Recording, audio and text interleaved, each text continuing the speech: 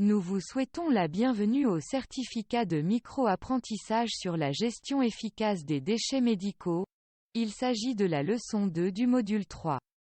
Dans cette leçon, nous examinerons les impacts sur la population et l'environnement de l'élimination inadéquate des déchets médicaux.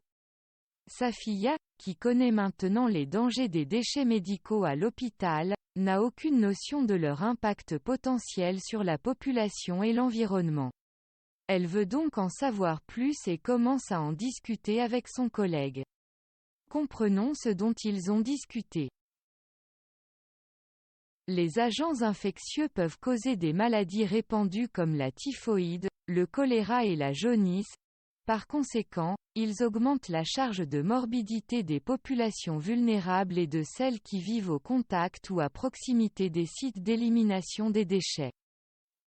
Par exemple, les patients infectés par le coronavirus humain traités à domicile génèrent des déchets infectés, éventuellement jetés comme des déchets domestiques, qui peuvent présenter des risques pour les travailleurs et l'environnement, selon les conditions de transport et d'élimination. Bien qu'il n'y ait pas d'études précises ou de preuves scientifiques irréfutables sur les maladies répandues dues aux déchets pharmaceutiques des hôpitaux, des fuites d'effluents biomédicaux dans les cours d'eau ont été signalées, ce qui peut avoir un impact important sur l'environnement, la faune et le microbiome de la région. La fuite de certains déchets pharmaceutiques comme les antibiotiques dans la sphère publique peut entraîner le développement de bactéries résistantes ou de superbactéries. Une étude de cas d'une station d'épuration des eaux usées en République tchèque a révélé la présence de gènes de résistance aux antibiotiques et des E.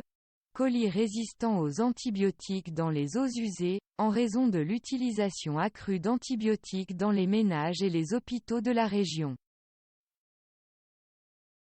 Les déchets génotoxiques, s'ils sont libérés dans l'environnement, peuvent provoquer des mutations dans toute forme de vie qui entre en contact avec eux.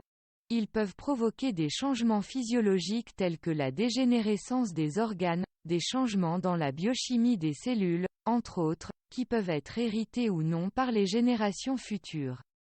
Une étude menée en Finlande a révélé un excès d'avortement spontané pendant la grossesse et de malformations chez les enfants de femmes ayant travaillé avec des agents anticancéreux. Des études menées au Canada et aux États-Unis d'Amérique ont montré des résultats similaires. Les objets tranchants comprennent les aiguilles de seringue, les scalpels, le verre brisé et d'autres objets contaminés par le sang d'un patient source.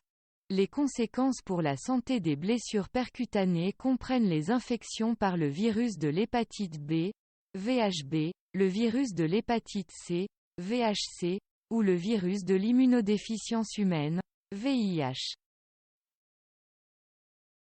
En matière de génétique, les radiations sont connues pour avoir des conséquences néfastes dans de nombreux domaines.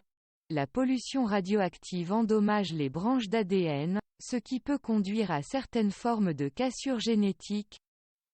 La maladie la plus courante chez les personnes qui ont été exposées à la pollution radioactive est le cancer. D'autres maladies dangereuses peuvent être provoquées par l'exposition aux déchets radioactifs, comme l'anémie, l'hémorragie, etc. Plusieurs accidents résultant d'une élimination inappropriée des déchets médicaux radioactifs ont été signalés. Un cas extrême au Brésil a démontré l'impact cancérigène sur la population générale d'une exposition involontaire à des déchets radioactifs provenant d'un centre de soins. Lors de son déménagement vers un nouveau site, un institut de radiothérapie a laissé une source radioactive scellée dans des équipements dans ses anciens locaux.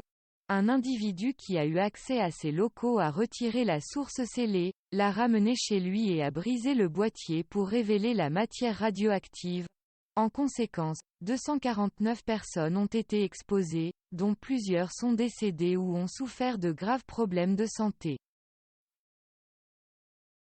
Le public, en particulier les professionnels de la santé, est confronté à une variété de risques professionnels tels que l'exposition à des produits chimiques, le contact avec des gaz toxiques, le contact accidentel avec des déchets infectieux rejetés par les hôpitaux, etc.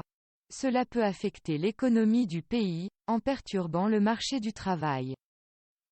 Récemment, le Covid-19 a exposé les travailleurs de la santé et leurs familles à des niveaux de risque sans précédent.